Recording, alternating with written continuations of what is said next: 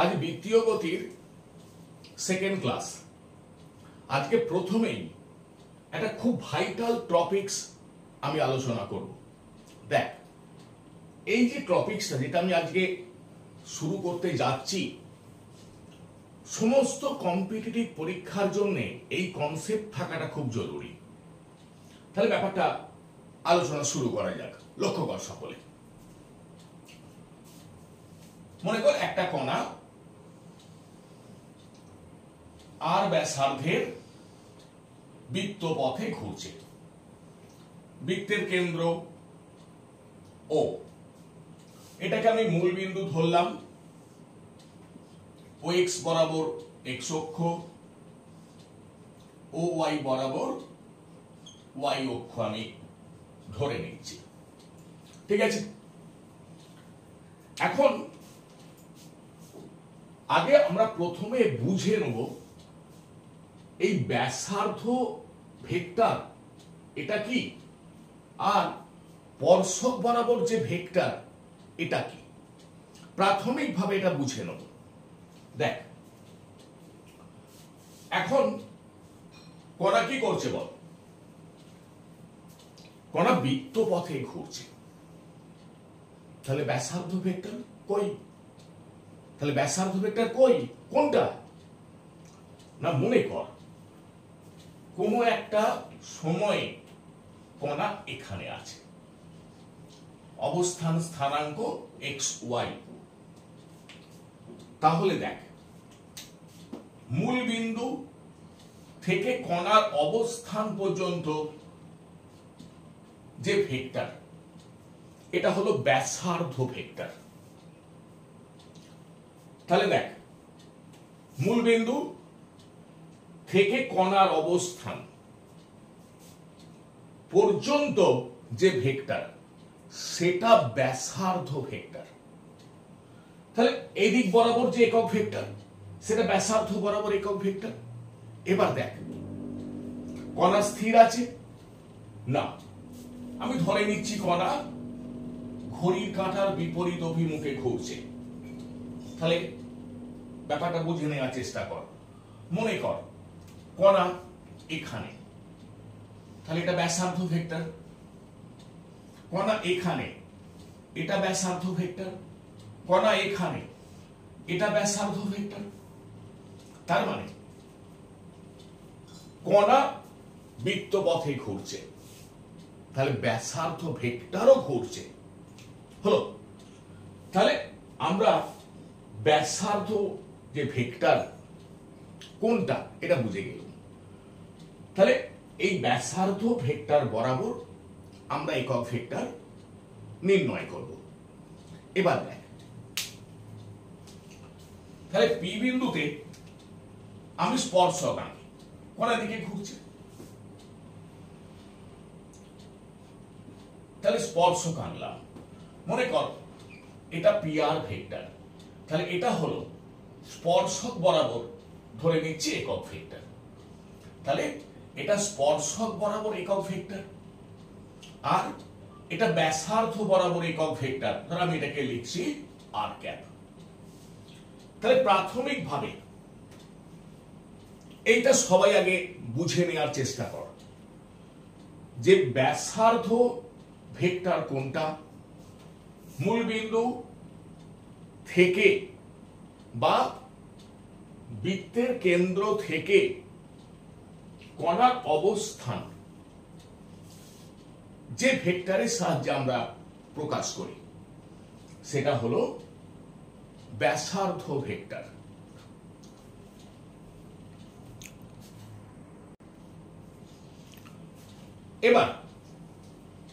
এবার আমি আগে ব্যাসার্ধ ভেক্টর এইটা আমি আগে নির্ণয় করব। দেখ, আমি ধরে নিলাম কোন একটা মুহূর্তে কণা পি বিন্দুতে আছে, তাহলে এর ব্যাসার্ধ ভেক্টর বা স্থান ভেক্টর এটা কি? আর ভেক্টর, মানে এক্স আই প্লাস ওয়াই জি। তাহলে এটা হলো ব্যাসার্ধ ভেক্টর। এবার দেখ তো, আমি এইভাবে ভাবছি যে কণা যখন পি বিন্দুতে গেছে কৌণিক সরণ হয়েছে থিটা, তাহলে দেখ এক্স কোনটা, এটা এক্স, এটা আর, তাহলে এক্স মানে কি আর কস থিটা। দেখ এটা যদি আর হয় এটা কি হবে আর কস থিটা। ওয়াই কোনটা, এটা ওয়াই। এবার দেখ এটা যদি আর হয় এটা আর কস, এটা আর সাইন, তাহলে ওয়াই মানে আর সাইন থিটা। রিপিট করছি, বোঝ। কণা বৃত্তপথে ঘুরছে, বৃত্তের ব্যাসার্ধ আর, কোন একটা মুহূর্তে কণার অবস্থান পি, স্থানাঙ্ক এক্স ওয়াই। তাহলে দেখ বৃত্তের কেন্দ্র ও, আমরা এটাকে মূল বিন্দু ধরেছি, তাহলে ওপি ভেক্টর এটা হলো ব্যাসার্ধ ভেক্টর, তাহলে আর ভেক্টর মানে কি এক্স আই ক্যাপ যুক্ত ওয়াই জে ক্যাপ। এবার আমি ধরে নিলাম কণার কৌণিক সরণ থিটা, তাহলে এটা যদি আর হয় আমি এখান থেকে লম্ব টেনেছি, তাহলে পি বিন্দু থেকে এক্স অক্ষের উপর লম্ব টেনেছি, এটা এক্স এটা ওয়াই। তাহলে দেখ এটা যদি আর হয় তাহলে এটা আর কস থিটা, এক্স মানে আর কস থিটা, এটা ওয়াই, ওয়াই মানে কি আর সাইন থিটা। কি বোঝা গেল ব্যাপারটা? এবার দেখ তাহলে আমি এইভাবে লিখছি, আর ভেক্টর এক্স মানে R cos theta I cap, Y R sine theta J cap. কি ক্লিয়ার? কিন্তু আমরা কি নির্ণয় করতে চাইছি? ব্যাসার্ধ বরাবর একক ভেক্টর, ব্যাসার্ধ বরাবর একক ভেক্টর, এটা নির্ণয় করতে চাইছি। তাহলে দেখ আমরা নির্ণয় করতে চাইছি আর ক্যাপ একক ভেক্টর। কি করে পাবো?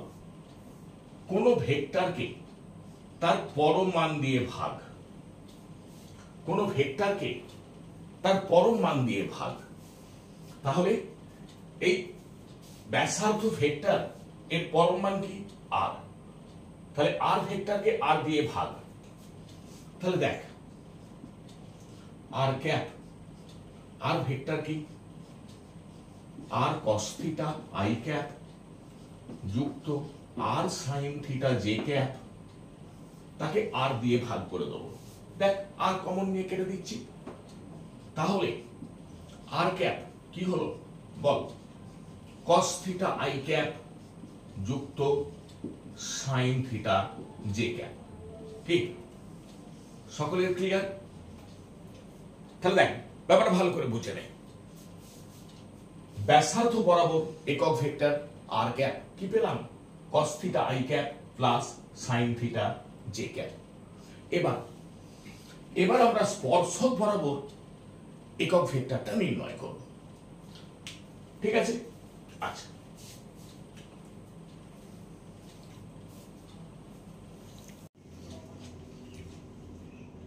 এবার আমি নির্ণয় করব স্পর্শক বরাবর একক ভেক্টর।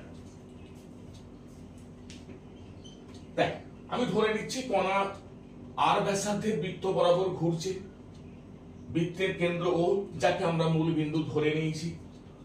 কোন একটা মুহূর্তে কণার অবস্থান পি, স্থানাঙ্ক এক্স ওয়াই।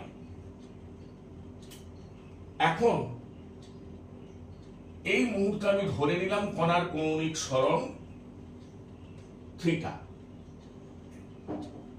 তাহলে পি বিন্দুতে বৃত্তের ওপর আমি স্পর্শক অঙ্কন করছি। তাহলে এখানে আমি ধরে নিলাম পি আর ভেক্টর হলো স্পর্শক বরাবর একক ভেক্টর। এটাকে আমি লিখব কিভাবে? Theta cap. তাহলে পি আর ভেক্টর স্পর্শক বরাবর একক ভেক্টর, তার পরম মান কত? তার পরম মান 1। তাহলে পি বিন্দুতে বৃত্তের উপর আমি স্পর্শক আঁকলাম, ধরে নিলাম পি আর ভেক্টর স্পর্শক বরাবর একক ভেক্টর। ঠিক আছে, আমি এই যে ওপি এটাকে একটু বর্ধিত করছি। পি বিন্দুতে এক্স অক্ষের সমান্তরাল করে কি সরলরেখা আঁকলাম, পি বিন্দুতে ওয়াই অক্ষের সমান্তরাল করে একটা সরলরেখা টানলাম। তাহলে এই কোণটা যদি থিটা হয়, এই কোণটা থিটা, এটা বৃত্তের ব্যাসার্ধ, এটা স্পর্শক, এই কোণটা 90 ডিগ্রি, তাহলে এই কোণটাও হবে 90 ডিগ্রি। তাহলে এই গোটা কোণটা কত? 90 ডিগ্রি প্লাস থিটা। তাহলে এই যে পি আর ভেক্টর, যেটাকে আমি বলছি স্পর্শক বরাবর একক ভেক্টর, এটাকে আমাদের প্রকাশ করতে হবে। তাহলে আমরা এইভাবে প্রকাশ করব যে থিটা ক্যাপ সমান এর এক্স অক্ষ বরাবর উপাংশের মান আই ক্যাপ যুক্ত ওয়াই অক্ষ বরাবর উপাংশের মান জে ক্যাপ। তাহলে এই যে পি আর ভেক্টর এক্স অক্ষের সঙ্গে কত কোণ করছে, এক্স অক্ষের ধনাত্মক দিকের সঙ্গে কত কোণ করছে? 90 ডিগ্রি প্লাস থিটা। তাহলে এর এক্স অক্ষ বরাবর উপাংশের মান কি? পি আর ভেক্টরের পরম মান cos 90 ডিগ্রি প্লাস থিটা। এর ওয়াই অক্ষ বরাবর উপাংশের মান কি? পি আর ভেক্টরের পরম মান sin 90 ডিগ্রি প্লাস থিটা। তাহলে লিখব কিভাবে? থিটা ক্যাপ সমান এক্স অক্ষ বরাবর উপাংশের মান আই ক্যাপ যুক্ত ওয়াই অক্ষ বরাবর উপাংশের মান জে ক্যাপ। তাহলে বা থিটা ক্যাপ সমান এটার পরম মান 1 cos 90 ডিগ্রি প্লাস থিটা মানে minus sine theta I cap, P R ভেক্টরের পরম মান 1 sin 90 ডিগ্রি প্লাস থিটা মানে cos থিটা জে ক্যাপ। তাহলে এটা আমি কি পেয়ে গেলাম? স্পর্শক বরাবর একক ভেক্টর। ঠিক আছে,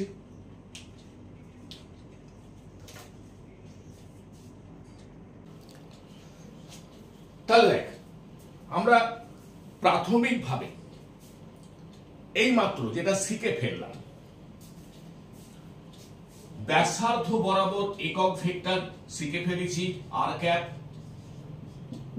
cos থিটা আই ক্যাপ যুক্ত sin থিটা জে ক্যাপ, আর স্পর্শক বরাবর একক vector minus sin theta I cap যুক্ত cos থিটা জে ক্যাপ।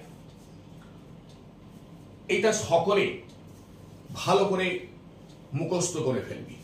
ঠিক আছে, যদি এটা তোদের বুঝতে অসুবিধে হয় তোরা কমেন্টে জানাবি, প্রয়োজনে আমরা পরবর্তী ক্লাসে আবার এটা আলোচনা করব। ঠিক আছে, তাহলে প্রত্যেকে জানাবি যে হ্যাঁ আমার বুঝতে অসুবিধে হচ্ছে বা এটাকে রিপিট করার প্রয়োজন আছে। তাহলে আমরা পরবর্তী ক্লাসে ফের আলোচনা করব, কিন্তু প্রত্যেকে এটা কমেন্ট করে জানাবি। এবার দেখ আমরা কি আলোচনা করতে চাইছি। রৈখিক বেগ আর কৌণিক বেগের মধ্যে আমরা রিলেশন বার করতে চাইছি। হলো, দেখ এখন এই যে ব্যাসার্ধ ভেক্টর, এটাকে আমি এইভাবে লিখবো, দেখ আর আর ক্যাপ। তোরা ভাবি কি হলো, হঠাৎ এমন কেন? দেখ একটা ভেক্টরকে আমরা লেখার পদ্ধতি শিখেছি যে একটা ভেক্টরকে আমি এইভাবে লিখতে পারি, পরম মান ইনটু একক ভেক্টর। তাহলে যে ব্যাসার্ধ ভেক্টর তার পরম মান কত বল? আর কোন আর ব্যাসার্ধের বৃত্ত পথে ঘুরছে, একক ভেক্টর আর ক্যাপ। তাহলে ব্যাসার্ধ ভেক্টরকে আমি এইভাবে লিখলাম, পরম মান একক ভেক্টর। ঠিক আছে, এবার দেখ বেগ। বেগ মানে কি? দেখ বেগ মানে হচ্ছে ডি আর ডিটি। কণার বেগ ভি মানে ডি আর ডিটি। এবার দেখ তো এই যে, তাহলে এইটার আমাকে ডেরিভেটিভ করতে হবে। এই টার্মটা এটা কি? বৃত্তের ব্যাসার্ধ। এটা তো কনস্ট্যান্ট, এটা ভেরিয়েবল কি?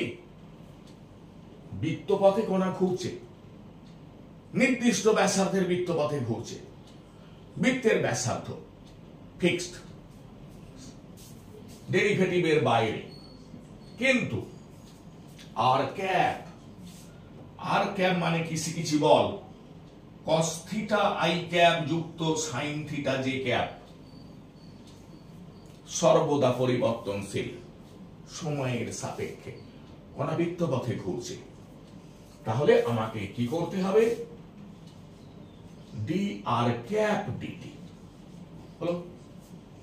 তাহলে আমি আগে এইটাকে নির্ণয় করে নিই। সকলে লক্ষ্য কর, দেখ R cap cos theta I cap যুক্ত সাইন থিটা জে ক্যাপ হলো। তাহলে দেখ থিটা পরিবর্তনশীল, সময়ের সাপেক্ষে, কারণ কোন বৃত্তপথে ঘুরছে। তাহলে আর ক্যাপও, আর ক্যাপ এটাও পরিবর্তনশীল। তাহলে আমি উভয় পক্ষে সময়ের সাপেক্ষে ডেরিভেটিভ করব। তাহলে ডি আর ক্যাপ ডিটি কজের ডেরিভেটিভ মাইনাস সাইন। না থেমে গেলে হবে না। কেন?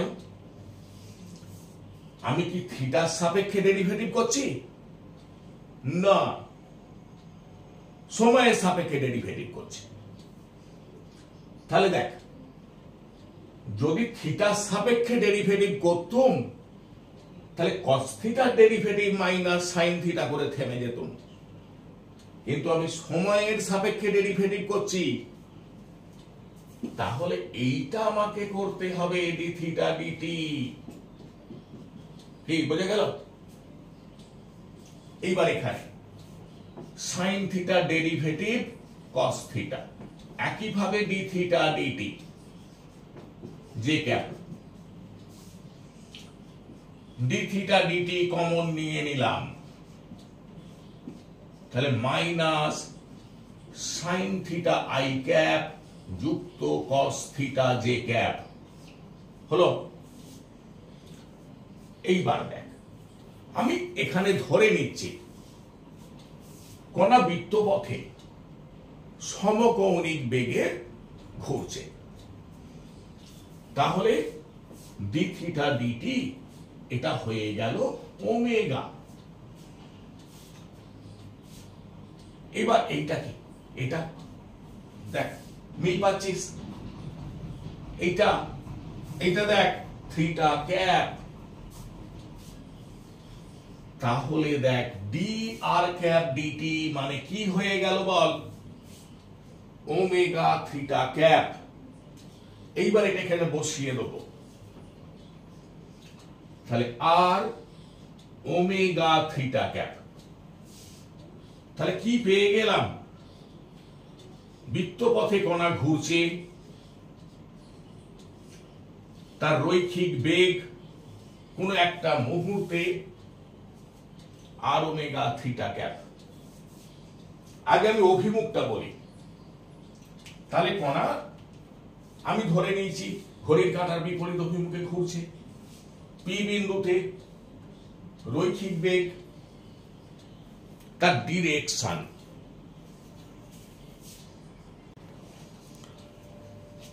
তাহলে দেখ, তাহলে পি বিন্দুতে কণার যে বেগ তার অভিমুখ থিটা ক্যাপ বরাবর, তার মানে স্পর্শক বরাবর হলো। তাহলে স্পর্শক বরাবর হচ্ছে কণার বেগের অভিমুখ। তাহলে আমি কি বুঝে গেলাম?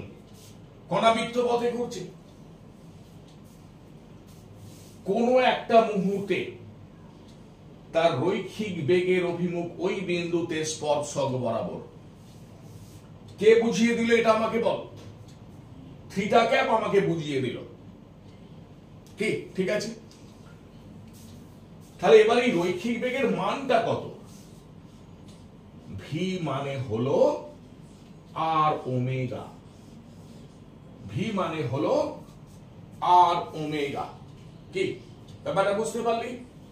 আচ্ছা, এবার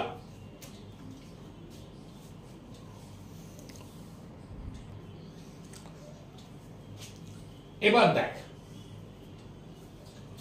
তাহলে আমরা প্রথমে যখন বৃত্তীয় গতি একদম প্রথম আলোচনা করি, তখন দেখ আমরা কৌণিক বেগের অভিমুখ আলোচনা করেছি। যে ধর কণা ঘড়ির কাঁটার বিপরীত অভিমুখে আর ব্যাসার্ধের বৃত্ত বরাবর ঘুরছে, হলো সমকৌণিক বেগে, ওমেগা হলো কৌণিক বেগ। তাহলে দেখ, এই যে কৌণিক বেগের অভিমুখ আমরা কি শিখেছি এক্ষেত্রে? না, বোর্ডের তলের সঙ্গে লম্ব ভাবে বাইরের দিকে, আমার দিকে, এটা কৌণিক বেগের অভিমুখ। এবার মনে কর কোনা কোনো একটা মুহূর্তে পি বিন্দুতে আছে, এটা ব্যাসার্ধ ভেক্টর, তাহলে রৈখিক বেগ কোন দিকে? এটা রৈখিক বেগ হলো। এবার আমি ছবিটাকে একটু ঘুরিয়ে দিচ্ছি, দেখ ভালো করে বোঝার চেষ্টা কর। এই ছবিটাকে একটু ঘুরিয়ে দিলাম, বৃত্তের কেন্দ্র এটা ঘূর্ণাক্ষ,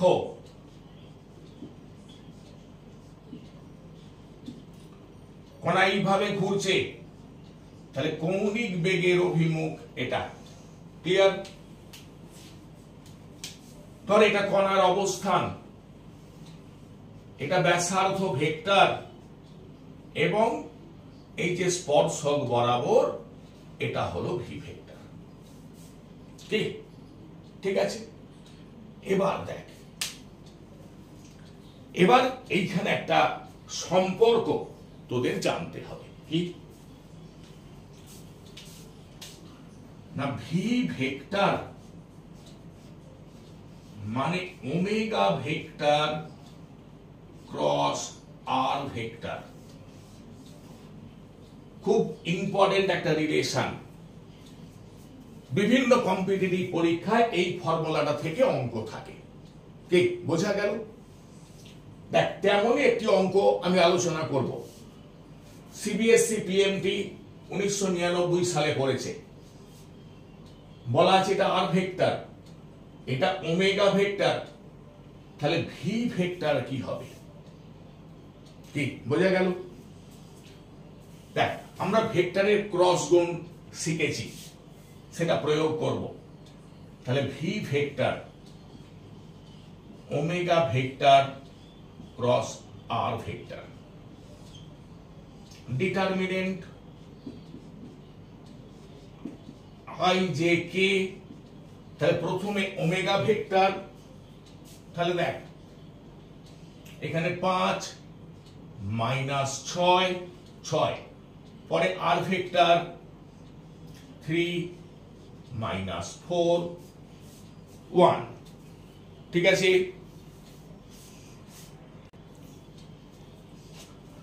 তাহলে এবার ডিটারমিনেন্টটাকে আমরা বিস্তার করি।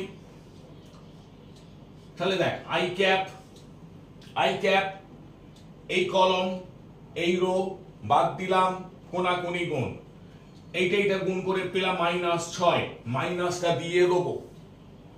এইটা গুণ করে পেলাম -24, এখানে মাইনাস প্লাস হয়ে গেল -j, ঠিক আছে।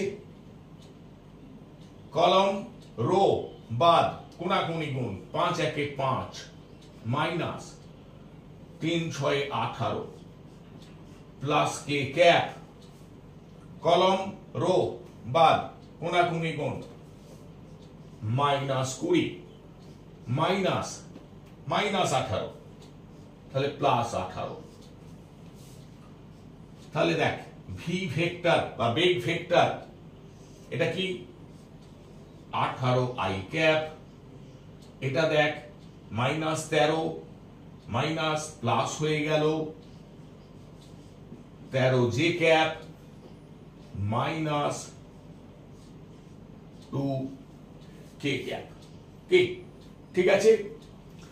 তাহলে এই টাইপের অঙ্ক কিন্তু কম্পিটিটিভ পরীক্ষার জন্য খুব ইম্পর্টেন্ট, ভালোভাবে প্র্যাকটিস করবি।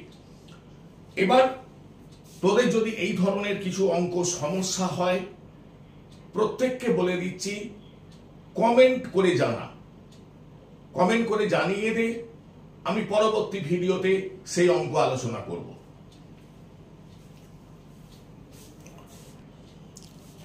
এবার দেখ আমি আজকে এখনো পর্যন্ত যে থিওরি আলোচনা করলাম তোরা কোথায় পেয়ে যাবি, দেখ সৃষ্টি প্রকাশনীর 11-এর ফার্স্ট সেমিস্টার বই, দেখ এটা হলো পেজ নাম্বার, লক্ষ্য কর 387, ব্যাসার্ধ বরাবর স্পর্শক বরাবর একক ভেক্টর, ঠিক আছে, রৈখিক বেগ কৌণিক বেগের মধ্যে রিলেশন, এবং এই যে অঙ্কটা আলোচনা হলো সেটা তোরা পেয়ে যাবি, দেখ 388 পেজ, লক্ষ্য কর, দেখ 388 পেজ, একদম ওপরের অঙ্কটা,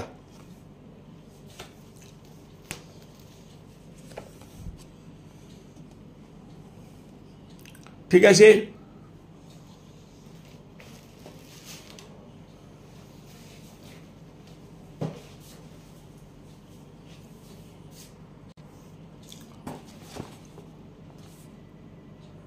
ঠিক আছে, দেখ 388 পেজ, উদাহরণ 3.1।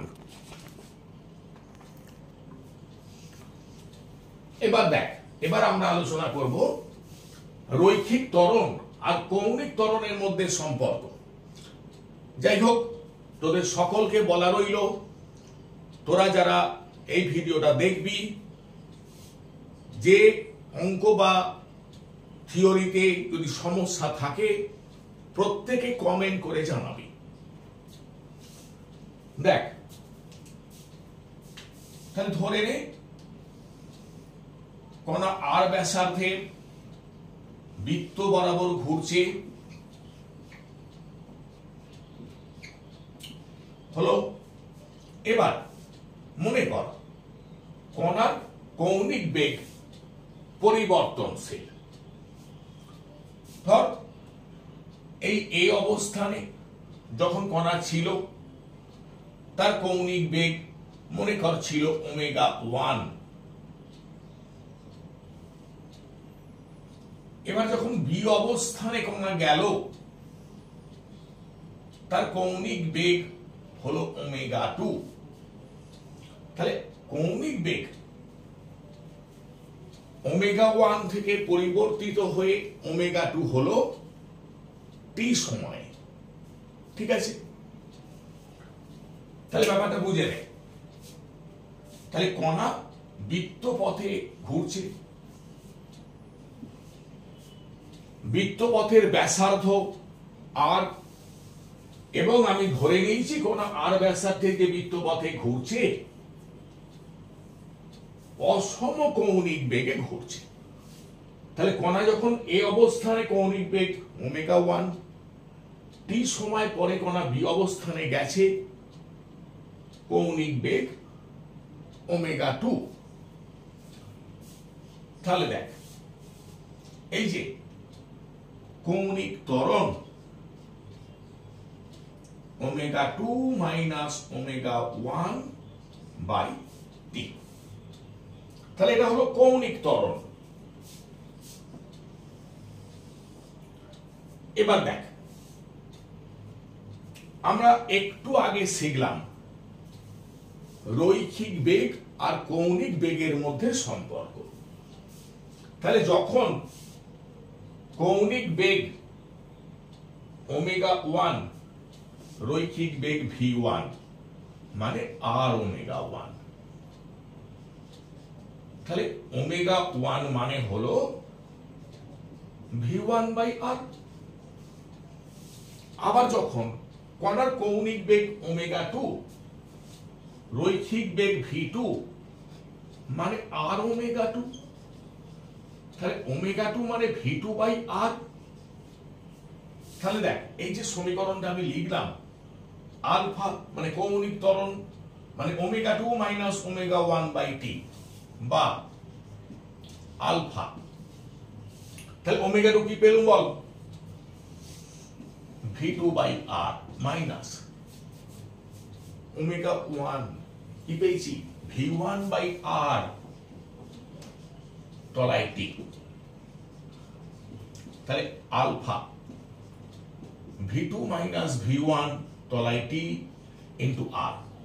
এবার দেখ, v2 minus v1 by T রৈখিক বেগ পরিবর্তনের হার মানে রৈখিক ত্বরণ, তাহলে a by T sorry a by R, তাহলে a হলো রৈখিক ত্বরণ, তাহলে a মানে হলো আর আলফা।